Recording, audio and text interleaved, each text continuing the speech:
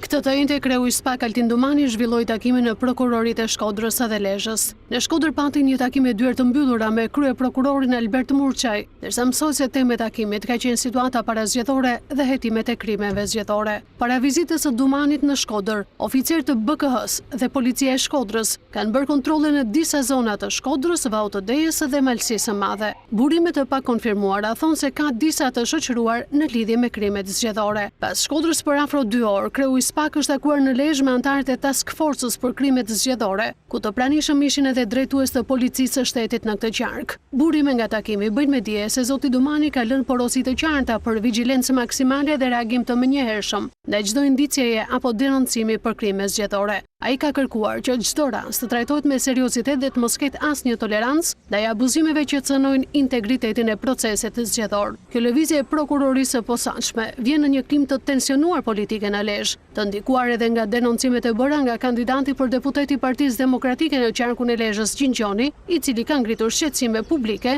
për blerje votash dhe presion ndaj votuesve.